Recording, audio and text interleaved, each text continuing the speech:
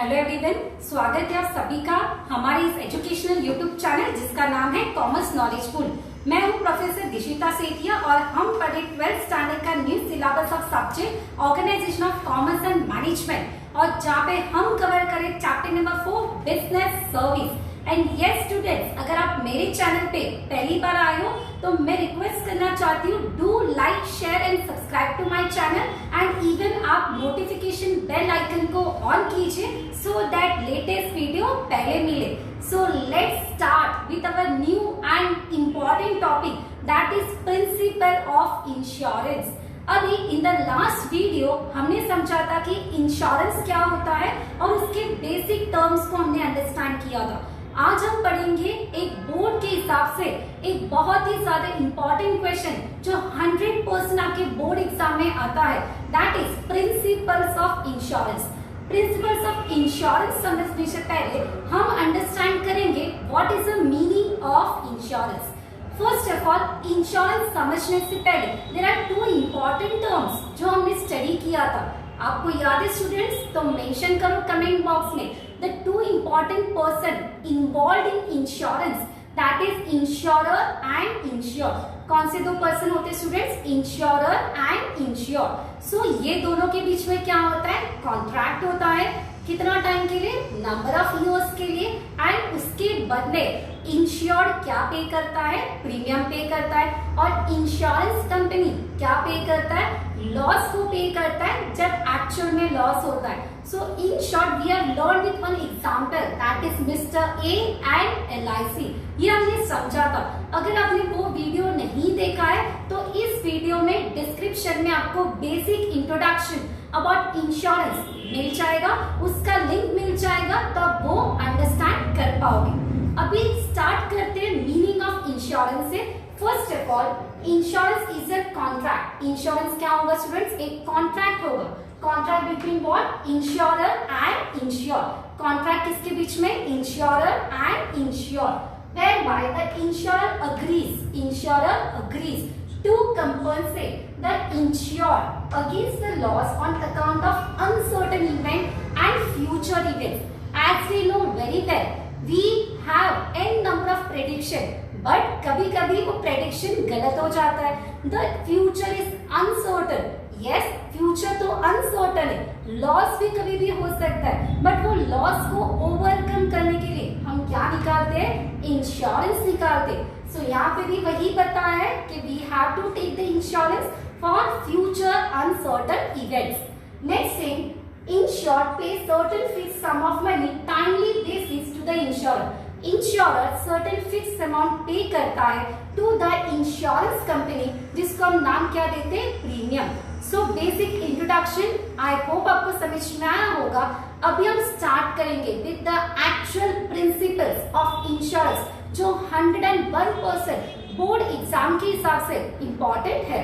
So first principle अगर हम समझेंगे तो principle of utmost good faith. क्या पॉइंट है? Principle of utmost good faith. पहले फेथ का मतलब क्या होता है स्टूडेंट्स? फेथ मतलब ट्रस्ट, फेथ मतलब विश्वास। अभी यहाँ पे अगर हम समझेंगे, ट्रस्ट किसके बीच में होना चाहिए? Yes, the trust should be between insured and insurer. Trust किसके बीच में होना चाहिए? Insured and insurer. अगर ट्रस्ट नहीं होगा तो लॉस किसको होगा students? Answer will B insured, मतलब हम लोग को। अगर हम एग्जांपल लेंगे, मिस्टर ए और we can say mister Anil, right, is a insured. अगर मिस्टर अनिल एक इंश्योर्ड है, जो mister LIC for example LIC company को अगर वो करेक्ट इंफॉर्मेशन नहीं देता है, ट्रू एंड फेयर इंफॉर्मेशन नहीं देता है, तो लास्ट में लॉस किसका होगा? लास्ट में पैसा किसको नहीं मिलेगा? Answer will B mister Anil. किसको पैसा नहीं मिलेगा? मिस्टर अनिल को पैसा नहीं मिलेगा। क्यों ऐसा? बिकॉज हमारा प्रिंसिपल बताता है that is there should be a faith, there should be a trust. Trust between whom? Mr. Anil and LIC, that is between insured and insurer. अगर मिस्टर ए ने करेक्ट इंफॉर्मेशन डिस्क्लोज नहीं किया, true facts को disclose नहीं किया, तो it will create a problem for mister Anil. अभी ये कैसे, आइए हम एग्जाम्पल से समझते। फॉर एग्जाम्पल मिस्टर अनिल, ठीक है, मिस्टर अनिल एक 50 इयर्स अबव एज का पर्सन, ठीक है। अभी उसने एक इंश्योरेंस पॉलिसी निकाला था और इंश्योरेंस पॉलिसी निकालने के टाइम हमें पता है कि अगर हम लाइफ इंश्योरेंस निकालते हैं तो हमें अपने डिटेल्स बताने होते हैं, राइट। हमें अपने मेडिकल इलनेस के बारे में बताना होता है। बट मिस्टर अनिल ने ऐसा कुछ भी नहीं बताया। मिस्टर अनिल ने जो भी इंफॉर्मेशन दिया उसमें ये था कि mister Anil fit and fine, there is no problem, no illness with the mister Anil. So LIC company, insurance company ने क्या किया, पॉलिसी निकाल के दे दिया, right. But after a year mister Anil dies. After a year mister Anil का क्या हो गया, डेथ हो गया। अभी अगर डेथ हो जाएगा तो हम किसके पास जाएंगे, इंश्योरेंस कंपनी के पास जाएंगे, बिकॉज मिस्टर अनिल ने खुद का 5 लाख का इंश्योरेंस निकाला था। सो उसके फैमिली मेंबर्स ने सोचा कि हम किसके पास जाएंगे, इंश्योरेंस कंपनी के पास जाएंगे, वो 5 लाख का जो इंश्योरेंस निकाला है उसका बेनिफिट हम लेंगे। तो उसी तरह से मिस्टर अनिल के फैमिली मेंबर्स कहाँ पे गए, इंश्योरेंस कंपनी के पास गए और उन्होंने बताया कि मिस्टर अनिल का डेथ हो चुका है, so we want 5 lakh rupees, right. तो अगर हम रूल के हिसाब से देखेंगे तो यही सब प्रोसीजर होता है। बट जो इंश्योरेंस कंपनी है वो डायरेक्टली पैसा दे देगा क्या, डेफिनेटली नो। इंश्योरेंस कंपनी क्या करेगा, इन्वेस्टिगेट करेगा। वो इन्वेस्टिगेट करेगा कि मिस्टर अनिल का डेथ कैसे हुआ। तभी इन्वेस्टिगेशन के टाइम पता चला कि मिस्टर अनिल को हार्ट अटैक आया है और उसका हार्ट अटैक से डेथ हो चुका है। बट जब हार्ट अटैक का बात सुना उसके बाद फर्दर इन्वेस्टिगेशन से पता चला कि मिस्टर अनिल को ये सेकेंड टाइम हार्ट अटैक आया था। इसका मतलब पहले भी एक हार्ट अटैक आ चुका है, this was a second time जो उसको हार्ट अटैक आया था। अभी स्टूडेंट्स अगर आपने एग्जाम्पल को समझा है तो आप मुझे बताइए कि मिस्टर अनिल ने इंश्योरेंस कंपनी को राइट इंफॉर्मेशन दिया था क्या, आंसर इज नो। उसको एक बार हार्ट अटैक आया था बट उसने उसका इंफॉर्मेशन नहीं दिया और अभी सेकेंड टाइम हार्ट अटैक आया और उसका डेथ हो चुका। ये गलती मिस्टर अनिल एंड उसके फैमिली मेंबर्स ने की थी। तो अभी आप बताओ मिस्टर अनिल के फैमिली मेंबर्स को एक भी पैसा इंश्योरेंस कंपनी देगा क्या, आंसर इज नो, बिकॉज ये हमें प्रिंसिपल बताता है utmost good faith there should be right information pass to the insurance company. एक ट्रस्ट होना चाहिए, विश्वास होना चाहिए जब हम पॉलिसी निकालते। अगर हम कोई भी चीटिंग करेंगे, अगर हम करेक्ट इंफॉर्मेशन डिस्क्लोज नहीं करेंगे तो डेफिनेटली लॉस किसका होगा, हमारा मतलब कौन, insured. Because we have understood कि इंश्योर्ड मतलब कौन होता है, पॉलिसी होल्डर। तो ये प्रिंसिपल के हिसाब से always the insured, that is always we have to provide right, true and correct information to the insurance company. अगर हम वो नहीं प्रोवाइड करेंगे तो डेफिनेटली लॉस किसका होगा, हमारा होगा। सो आई होप आपको ये आंसर, एक फर्स्ट पॉइंट जो हमने समझा वो समझ में आया होगा। Now we will move to the second principle, that is principle of insurable interest. अभी कौन सा प्रिंसिपल है स्टूडेंट्स, इंश्योरेबल इंटरेस्ट। अभी इंटरेस्ट मतलब लोन का इंटरेस्ट नहीं, okay students, I will make you clear. Interest मतलब लोन का इंटरेस्ट यहाँ पे नहीं। इंटरेस्ट का मतलब होता है किसी में इंटरेस्ट होना। एक एग्जाम्पल से समझते, ठीक है। पहले हम एक एग्जाम्पल लेंगे रिगार्डिंग प्रॉपर्टी, देन एक एग्जाम्पल लेंगे regarding the life, okay. For example there was mister A जिसका एक हाउस था, ठीक है, प्रॉपर्टी था जिसका उसने इंश्योरेंस निकाला था 10 लाख। मिस्टर ए ने अपने खुद के प्रॉपर्टी का इंश्योरेंस निकाला था 10 लाख का, ठीक है। आफ्टर 5 इयर्स मिस्टर ए ने सोचा कि वो फ्लैट को, वो प्रॉपर्टी को हम क्या कर देते, बेच देते हैं। मिस्टर ए ने वो प्रॉपर्टी बी को बेच दी, ओके। मिस्टर ए ने जिसका 10 लाख का इंश्योरेंस निकाला था वो उसका वो प्रॉपर्टी इसने किसको बेचा, मिस्टर बी को बेचा। आफ्टर दैट वो खुद एक नए फ्लैट में ट्रांसफर हो गया। मिस्टर बी रहना शुरू कर दिया। मिस्टर बी ने जब से रहना शुरू किया आफ्टर 1 ईयर वो फ्लैट था, वो प्रॉपर्टी था, उसमें क्या हुआ, फायर लगा, आग लग गया और entire property destroy by fire. ये खबर किसको पहुंचा? मिस्टर ए को पहुंचा, क्योंकि ये उसका पुराना फ्लैट था, राइट, जो उसने किसको बेचा था? मिस्टर बी को बेचा था। मिस्टर ए के पास वो इंफॉर्मेशन पहुंचा, तो मिस्टर ए ने सोचा कि हम किसके पास जाते हैं? इंश्योरेंस कंपनी के पास जाते। मिस्टर ए जल्दी जल्दी किसके पास गया? इंश्योरेंस कंपनी के पास गया और बोला कि वो जो पुराना फ्लैट था उसमें आग लगा है और उसका इंश्योरेंस हमने निकाला है 10 लाख, वो पैसा मुझे चाहिए, बिकॉज हमने 10 लाख का इंश्योरेंस निकाला था। अभी आप मुझे बताइए स्टूडेंट्स, वो 10 लाख जो इंश्योरेंस निकाला था उसका पैसा मिस्टर ए को मिलेगा कि नहीं मिलेगा? Answer will be no. And क्यों आंसर नो होगा? बिकॉज मिस्टर ए ने मिस्टर बी को क्या किया है? फ्लैट सेल आउट किया, उसने फ्लैट बेच दिया। अगर हम फ्लैट को बेच देंगे तो हमारा कोई भी इंटरेस्ट रहेगा कि उसमें? अगर वो कोई भी इंटरेस्ट रह ही नहीं सकता, because we are sold our flat. But अगर वही फ्लैट अगर हम मिस्टर बी को रेंट पे देते तो डेफिनेटली आपको पूरा पैसा मिलता।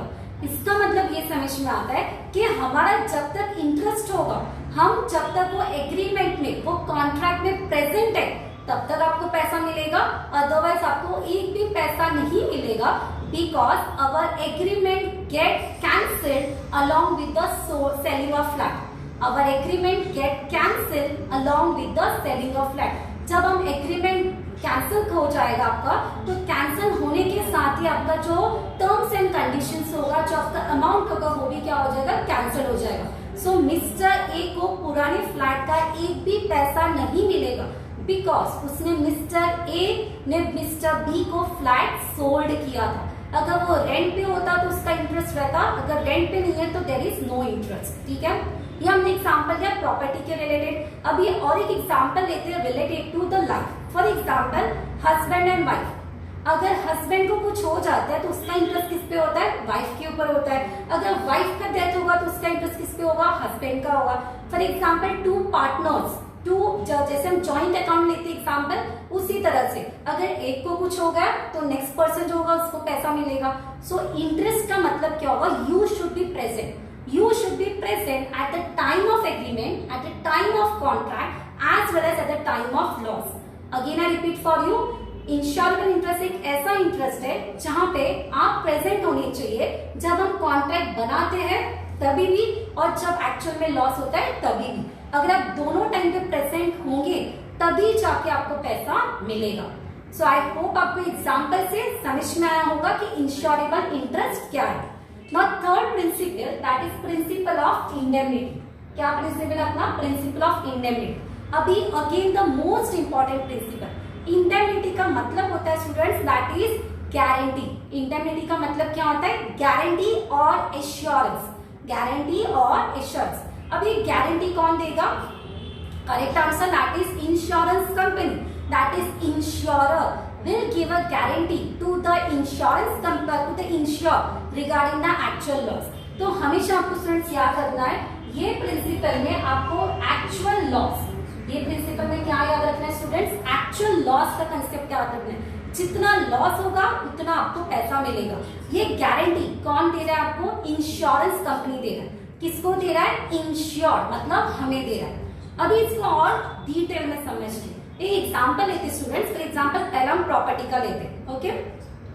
There was one property, car की एग्जाम्पल लेते या प्रॉपर्टी की एग्जाम्पल लेते। फॉर एग्जाम्पल एक प्रॉपर्टी था 10 लाख का, entire property destroy by fire और एक्चुअल लॉस हुआ 10 लाख का, तो आपको इंश्योरेंस कंपनी कितना देगा? पूरा 10 लाख देगा, बिकॉज गारंटी क्या हुआ है कि जितना लॉस उतना पैसा मिलेगा। सेकेंड एग्जाम्पल लेते, 10 लाख का प्रॉपर्टी था, लॉस हुआ, हमने 10 लाख का इंश्योरेंस भी निकाला था। 10 लाख का प्रॉपर्टी, 10 लाख का इंश्योरेंस, एक्चुअल लॉस हुआ 6 लाख। कितना पैसा देगा इंश्योरेंस कंपनी? 6 लाख, बिकॉज हमने क्या कंसेप्ट लर्न किया? Actual loss. सो हमेशा जितना लॉस होगा उतना ही पैसा मिलेगा। अभी आपके माइंड में क्वेश्चन आ सकता है कि 10 लाख का इंश्योरेंस निकाला है, 10 लाख का प्रॉपर्टी है और लॉस हुआ 12 लाख, तो इंश्योरेंस कंपनी 12 लाख देगा कि उठा के? आंसर नो, बिकॉज इसमें कंसेप्ट यूज होता है विच एवर इज लेस, दोनों में से जो कम होगा। अगर 10 लाख और 6 लाख, क्या कम है यहाँ पे? 6 lakh. Which ever is less, ये कंसेप्ट हमेशा फॉलो करना है। दोनों में से जो कम होगा वही अमाउंट आपको क्या करेगा? इंश्योरेंस कंपनी देगा। ये सिर्फ पॉसिबल किस में होगा? In the case of fire insurance, marine insurance and general insurance. तो आपको याद रखना है students, principle of indemnity is applicable to your fire insurance, marine insurance and general insurance, but it is not applicable to life insurance. Principle of indemnity life insurance को applicable नहीं करता। अभी ऐसा क्यों? बिकॉज एक पर्टिकुलर पर्सन है, mister A है, जिसका डेथ हो चुका, ठीक है। मिस्टर ए का डेथ हुआ, उसका इंश्योरेंस था 10 लाख का, कंपनी ने 10 लाख दे दिया, ठीक है, उसके फैमिली मेंबर्स को 10 लाख दे दिया। बट वो पर्सन को वापस ला सकता है क्या इंश्योरेंस कंपनी? यस और नो? इंश्योरेंस कंपनी को 10 लाख तो दे सकता है, बट वो पर्सन जिसका डेथ हुआ है उसको वापस ला सकता है क्या? Definitely no. बट ये प्रिंसिपल हमें क्या बताता है? Guarantee, assurance. बट यहाँ पे वो गारंटी वो पर्सन का दे सकता है क्या? इंश्योरेंस कंपनी को पर्सन का गारंटी दे सकता है कि हम उसको भी वापस लाएंगे? Answer is no. So why it is no? Principle of indemnity is never applicable to life insurance because life of the person is not measurable in terms of money. हम इंसान का मेजर मनी में value नहीं कर सकते। Life of the person can not be measure in monetary value. So यहाँ पे हमेशा याद रखना है, हमेशा आपको ऑब्जेक्टिव आता है बोर्ड एग्जाम में कि principle of indemnity is applicable to dash. Your answer will fire insurance, marine insurance and general insurance, but it is not applicable to which insurance? Life insurance, because life of the person is cannot be measured in terms of monetary value. Okay? Now point number 4, that is principle of contribution. ये principle कब applicable होगा? अभी contribution का मतलब होता है proportion. Okay? It is in ratio. ये principle applicable होगा जब हमें insurance का amount बहुत ज्यादा बड़ा होगा। अगर हम लार्ज अमाउंट ऑफ इंश्योरेंस निकालना चाहते हैं तो हम ये प्रिंसिपल को अप्लाई करेंगे। अभी देखते हैं, फॉर एग्जांपल जो बड़े बड़े कंपनीज होते हैं वो छोटे अमाउंट का इंश्योरेंस नहीं निकालते, उनका बिजनेस बहुत बड़ा होता है, लार्ज स्केल पे होता है। So take out the insurance in a large amount. तो for example is one businessman जिसने सोचा कि हम 60 लाख का इंश्योरेंस निकालें। अभी अगर एक ही कंपनी से हमने 60 लाख का इंश्योरेंस निकाला तो अगर वो कंपनी डूब गया तो हमारा 60 लाख चला गया। यस और नो? सो बेटर हम क्या करेंगे? 60 लाख को डिवाइड कर देंगे। फॉर एग्जाम्पल 60 लाख को डिवाइड करने के बाद मिस्टर जो इंश्योरेंस बिजनेसमैन था उसने क्या किया? 60 लाख में से 30 लाख का ए कंपनी से निकाला, बी कंपनी से 20 लाख का इंश्योरेंस निकाला और सी कंपनी से 10 लाख का इंश्योरेंस। तो अगर हम इसको समझेंगे तो कैसे समझ में आएगा? That is for example A, B and C. A से यहाँ पे 30 लाख, ठीक है, ए से हमने 30 लाख का इंश्योरेंस निकाला, बी से 20 लाख एंड सी से 10 लाख, राइट। तो इस तरह से हमने 60 लाख का इंश्योरेंस निकाला। अभी आपका लॉस हुआ, ठीक है, लॉस कितना हुआ? फॉर एग्जांपल 20 लाख का लॉस हुआ। अभी आप किसके पास जाओगे? अगर बिजनेसमैन किसके पास जाएगा? ए के पास जाएगा पैसा लेने के लिए, बी के पास जाएगा कि सी के पास जाएगा? What you think students? तो आपके माइंड में बहुत सारे आंसर आ सकते हैं। आप ये सोच सकते हो कि 20 लाख है, ये मैच हो रहा है तो हम बी के पास जाएंगे, ठीक है, या फिर हम यहाँ पे ज्यादा अमाउंट है हम सी ए के पास जाएंगे। आप ऐसा नहीं कर सकते। एक ऑप्शन यहाँ पे होगा दैट इज इन रेशियो। अभी रेशियो क्या होगा स्टूडेंट्स? 3:2:1। मतलब जो बिजनेसमैन वो क्या कर सकता है? तीनों से ले सकता है। इन द रेशियो 3:2:1 मतलब 20 lakh will be divided into 3/6। Next in 20 lakh will be divided into 2/6 and 1/6।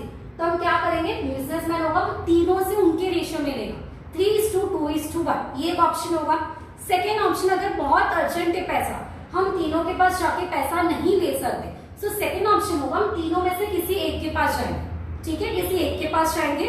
तो फॉर एग्जाम्पल मैं ए के पास गई और 20 लाख ले लिया मैंने। अभी ए क्या करेगा? बी और सी से उनके रेशियो में लेगा। मतलब ए का कैलकुलेशन क्या होगा? ए का कैलकुलेशन ये होगा कि जो रिमेनिंग अमाउंट है वो किससे कलेक्ट करेगा? बी और सी से कलेक्ट करेगा। सो हमेशा आपको याद रखना है प्रिंसिपल ऑफ कॉन्ट्रीब्यूशन हमें क्या बताता है? हम कब निकालते हैं? जब आपका अमाउंट इंश्योरेंस का बहुत ज्यादा होगा। यहाँ पे दो ऑप्शन होंगे, हम किसी एक कंपनी के पास जाके भी पैसा ले सकते हैं, और अगर हमें ज्यादा जल्दी नहीं होगा तो हम क्या करेंगे? तीनों कंपनी के उनके रेशियो के हिसाब से हम फंड्स कलेक्ट करेंगे। So this is applicable in the case of large amount अगर हमें निकालना है। और यूजुअली जो बड़े बिजनेसमैन होते हैं वो ये प्रिंसिपल ऑफ कंट्रीब्यूशन को ज्यादातर यूज करते हैं। पॉइंट नंबर 4, ये पॉइंट नंबर 5 थोड़ा सा बड़ा but interesting, that is principle of subrogation. First thing, ये प्रिंसिपल कब एप्लीकेबल होगा? ये प्रिंसिपल सिर्फ एप्लीकेबल होगा जब property, damage property has some value in the market. Again I repeat for you, ये प्रिंसिपल कब एप्लीकेबल होगा? जब कोई भी डैमेज प्रॉपर्टी का मार्केट में वैल्यू होगा तो ही हम ये प्रिंसिपल एप्लीकेबल करेंगे। एग्जाम्पल अगर हम लेंगे तो दैट इज अ प्रॉपर्टी। जो हमारा घर होता है, प्रॉपर्टी होता है, आफ्टर डैमेज ऑल्सो उसका मार्केट में वैल्यू होता है, बिकॉज हमें पता है property value gate appreciate but car value gate depreciate. Car को हम यूज करके उसका वैल्यू डेप्रिशिएट होता है, बट प्रॉपर्टी का वैल्यू हमेशा क्या होता है? एप्रिशिएट होता है। सो डैमेज प्रॉपर्टी का मार्केट में अगर वैल्यू है तो ये प्रिंसिपल एप्लीकेबल होगा। ठीक है, अब ये प्रिंसिपल क्या बताता है वो समझते हैं। फॉर एग्जाम्पल, थोड़ा सा बड़ा एग्जाम्पल है पर ध्यान से सुनना।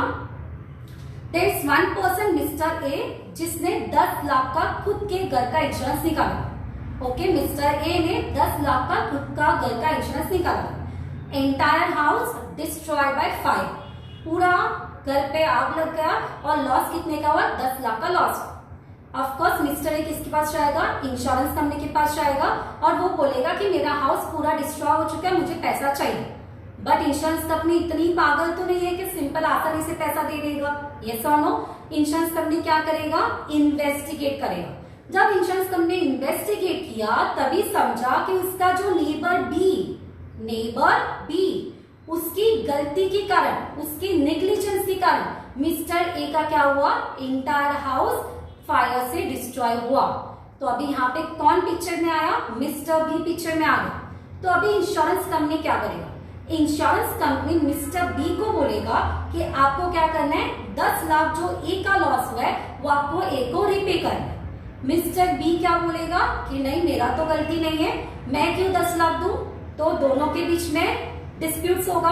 तो मिस्टर बी और mister LIC company, that is insurance company, ये दोनों के बीच में डिस्प्यूट्स होगा। तो इंश्योरेंस कंपनी क्या करेगा? मिस्टर बी के ऊपर केस फाइल करेगा।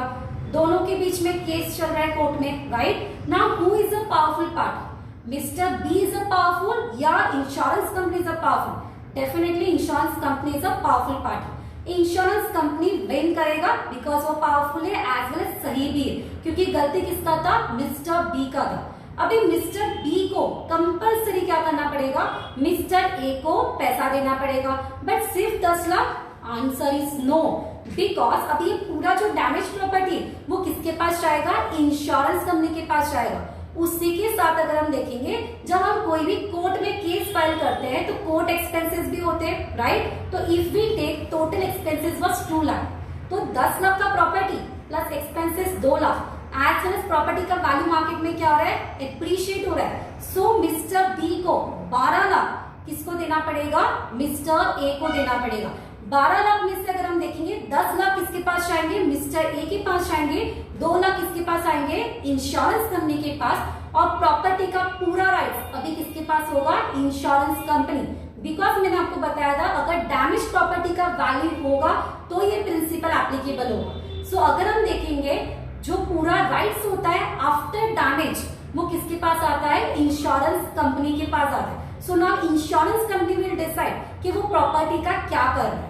जैसे मैंने प्रॉपर्टी के एग्जांपल लिया, आप कोई कार के एग्जांपल और बाइक के एग्जांपल भी ले सकते हो। अगर कोई बाइक चोरी हो गया और हमने कंप्लेंट फाइल किया और अगर उसके बाद इंश्योरेंस कंपनी को बाइक मिल गया तो पूरा राइट्स किसके पास होगा? इंश्योरेंस कंपनी के पास होगा। इंश्योरेंस कंपनी डिसाइड करेगा कि वो प्रॉपर्टी, वो बाइक या वो कार को क्या करना है। सो डेफिनेटली अगर हम यहाँ पे देखेंगे तो ये छोटा सा हिंट देना चाहती हूँ कि ये प्रिंसिपल में हमेशा प्रॉफिट किसका होता है? इंश्योरेंस कंपनी का होता है। बिकॉज यहाँ पे अगर हम एग्जाम्पल को समझेंगे, इंश्योरेंस कंपनी को एक भी पैसा नहीं देना पड़ा बिकॉज गलती किसका था? मिस्टर बी का था। सो मिस्टर बी को 10 लाख देना पड़ा, बाकी जो भी प्रॉपर्टी है उसका प्रॉफिट किसके पास जाएगा? इंश्योरेंस कंपनी के पास जाएगा। सो ये प्रिंसिपल रेयरली एप्लीकेबल होता है, कभी कभी एप्लीकेबल होता है, बट एप्लीकेबल कब होगा? जब डैमेज प्रॉपर्टी का मार्केट में वैल्यू आएगा तभी, otherwise this principle is not applicable. Okay, next one, mitigation of loss. ये तो बड़ा आसान सा प्रिंसिपल है, that is principle of mitigation of loss. और ये प्रिंसिपल सिर्फ हमारे लिए, that is for ensure, that is Mister ए। मतलब हमने एग्जांपल किया था ना मिस्टर ए का, हमारे लिए। For example we all called as a insure, policy holder के लिए। फॉर एग्जाम्पल हमारे सामने के बिल्डिंग में आग लगा है, ठीक है। अभी अगर आपके सामने जो बिल्डिंग्स है वहां पे आग लगा, ठीक है, तो आप आग को देखते बैठोगे क्या? आग को एंजॉय करोगे क्या? Definitely no. हमें एज ए इंश्योर क्या करना है? आग को क्या करना है? जल्दी से बुझाना है। हमें फायर ब्रिगेड को बुलाना है और जल्दी से आग को क्या करना है? बुझाना है। इसका मतलब ये होता है कि एज ए इंश्योर हमें ये समझना है कि लॉस को हम क्या करें, कितना जल्दी से मिनिमाइज कर सकते। ऐसा नहीं होना चाहिए कि प्रॉपर्टी का इंश्योरेंस निकाला है तो आग लगने दो, चलेगा, आग लग रहा है तो चलेगा बिकॉज हमने इंश्योरेंस निकाला। आपने सुना होगा स्टूडेंट्स ज्वेलरी शॉप, एग्जाम्पल हम ले सकते हैं। जो बहुत ज्यादातर ज्वेलरी शॉप होता है उसमें खुद का आदमी क्या करता है? चोरी करता है। ऐसा बहुत बार आपने सुना होगा। क्यों ऐसा? बिकॉज अगर चोरी होगा तो पैसा मिलेगा ना, ऐसा नो। तो आग लग रहा है और ज्यादा लगेगा तो यस हमें पैसा मिलेगा। तो ये प्रिंसिपल हमें ये समझाता है कि अगर कोई आग लगता है तो हमें उसको आग को देखते नहीं बैठना है, हमें किसको बुलाना है? फायर ब्रिगेड को बुलाना है और जितना हो सके लॉस को मिनिमाइज करना है। So definitely this principle only for the insured and not for the insurer. Ensure के लिए प्रिंसिपल है कि जितना हो सके हमें लॉस को मिटिगेशन करना है, मिटिगेट करना है, मतलब क्या करना है? मिनिमाइज करना है। I hope you understood the topic. And the last one, which is again interesting, principle of causa proxima. अभी causa proxima का मतलब होता है नियरेस्ट कॉस्ट। क्या मतलब होता है स्टूडेंट्स? Nearest cost. अभी ये प्रिंसिपल एप्लीकेबल होता है इन the case of marine insurance, जहां पे हमारा गुड्स एक्सपोर्ट और इंपोर्ट होता है। और एक्सपोर्ट इंपोर्ट ज्यादातर कैसे होता है? वाटर ट्रांसपोर्ट से। तो ये प्रिंसिपल तभी के लिए एप्लीकेबल होगा। अगेन हम एग्जाम्पल लेते हैं। फॉर एग्जाम्पल एक शिप था जिसमें हमने बहुत सारे बॉक्सेस ऑफ मैंगोस क्या कर रहे? Cargo of mangoes. कार्गो का हम इंश्योरेंस टर्म में बोलते, वाटर ट्रांसपोर्ट में बोलते कार्गो। तो हमने बहुत सारे कार्गो ऑफ मैंगोस क्या किए? एक जगह से दूसरी जगह पे सेंड किए। जब शिप जा रहा था तभी दूसरा शिप एक आया और दोनों के बीच में क्या हुआ? कोलिशन। अभी अगर वाटर ट्रांसपोर्ट देखेंगे तो उसमें एक टर्म फेमस है, दैट इज कोलिशन। कोलिशन का मतलब होता है दो शिप का टकराना। हमने इंश्योरेंस निकाला था that is about the collision, because collision होना बहुत सिंपल है, हमेशा होता रहता है। तो हमने इंश्योरेंस निकाला था कोलिशन का, ठीक है। अभी कोलिशन हुआ, उसके कारण शिप क्या हो गया? रुक गया। शिप रुका जिसके कारण जो मैंगोस थे वो क्या हो गए? रॉटन हो गए and it is unfit for consumption. मतलब इतने ज्यादा रॉटन हो गए कि अभी वो खाने लायक ही नहीं थे। समझ में आपको सिचुएशन? एक शिप जा रहा था, दो शिप का टकराना हुआ, टकराने से शिप रुक गया। मैंगोस से जो बॉक्सेस ऑफ मैंगोस थे वो क्या हो गए? खराब हो गए, डैमेज हो गए। अभी हमें ये देखना है कि क्या रीजन, अभी खराब क्यों हुए? बिकॉज शिप रुक गया था। शिप रुकने के कारण रिपेयर होने तक क्या हो गया? लेट हो गया। तो हमारे पास रीजन क्या है? एक तो कोलिशन हुआ, सेकेंड थिंग कोलिशन के कारण डीले हुआ, डीले के कारण क्या हुआ? हमारे मैंगोस खराब हो गए। So what are the reasons for cost हमें समझना होगा। That is one is your collision, ठीक है। क्या रीजन होगा स्टूडेंट? One is collision.